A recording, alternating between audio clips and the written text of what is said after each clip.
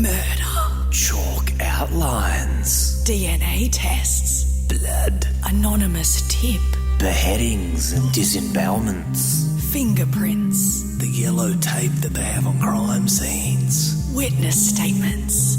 Stakeouts with my cop friend and we drink coffee. UV lights that they can see on 5 minutes. Yes, that's right. Who is ready to go? I am. Liam, you're good? Yeah, I'm good. All right, Belle, over to you.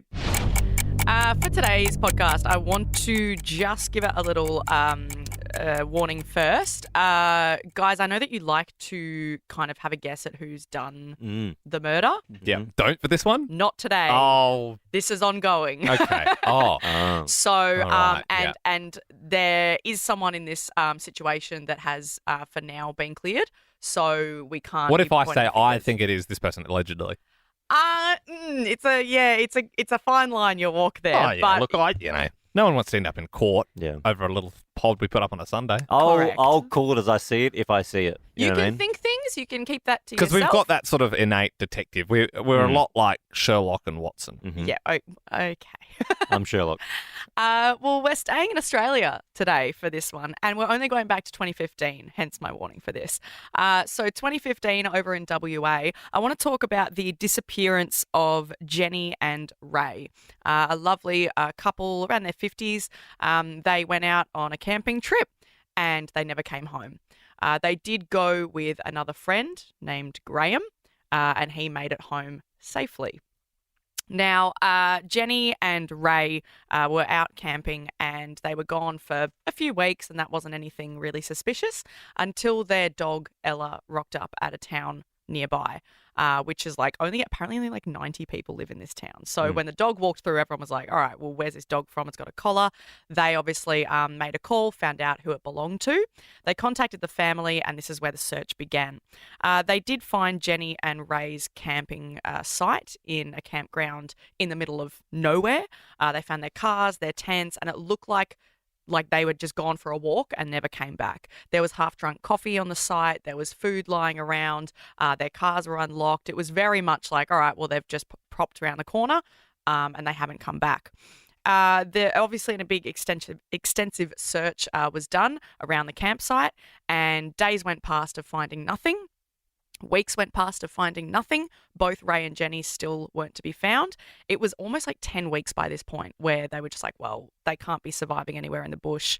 It was 30 degrees at the time. So they were like, well, maybe they're alive. It's not super cold. It's been raining, so there's fresh water. Maybe they're around.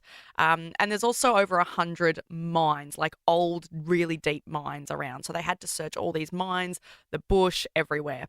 They did the searched over 100 mines. They cleared almost all of them, still couldn't find them.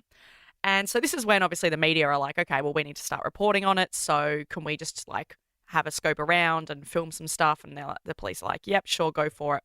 There's all these mines everywhere. And I think it was Channel 9 got permission to film in one of the mines.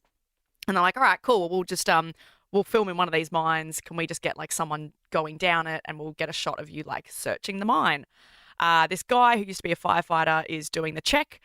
He gets down to the bottom, and he basically calls out, there's a body down here. Whoa. While they were filming. What, so they just hadn't checked that one yet? They had. It had been cleared. What? Oh, that's not good. That's suspicious. Yeah, but the body was so decomposed. They said it's been there for at least a few years. It's so decomposed. So it was a different situation. They couldn't identify the person. Right. So everyone's like, oh my gosh, there's a whole other person down here.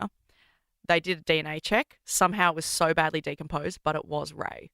He was so badly beaten up.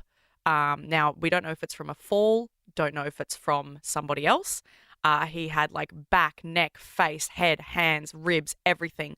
Whole upper body was just completely knocked around, which is fair. He'd fallen down, or possibly fallen down this mine.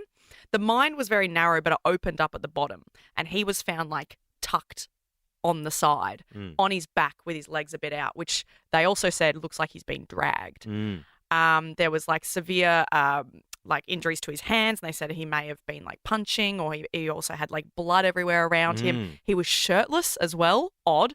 And also there was an injury in his throat, which they have said is like he was strangled. So there's all these weirds like, okay, has he fallen? Has he been put there? What's the go? I just want to fast forward a little bit now. They continue to do the investigation. Jenny has still not been found. We're talking years later now. So let's go to 2020. This is 5 years after they found Ray. They are chatting to Graham, their mate, who was with them. Graham said, I don't know anything about this disappearance. I don't know anything about this Ray being found. I had nothing to do with it. There's a few little things about like Graham's GPS wasn't matching up with where he said he was. He said he was driving north. That's all we have time for. Yeah. So I guess we have to do this as a two-parter. And really, really unfortunately, Jenny to this day has still not been found. It's like an open nothing. case. That seems like a real like storyline to a thriller. Yeah. As in, like, because his body was in such a way down a mine shaft, like that's wild. And obviously I've had to skim over so many things that happened. But yeah, so to this day, Jenny, her body has not been found. People are still currently over in WA looking, and people make the venture to go out there. They're having a look. They go to this town.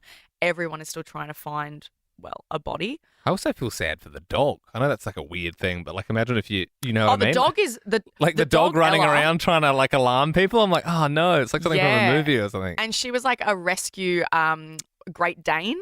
And sadly she passed away in 2018. So she was very old and she'd walked. Well, this is the other thing really quickly.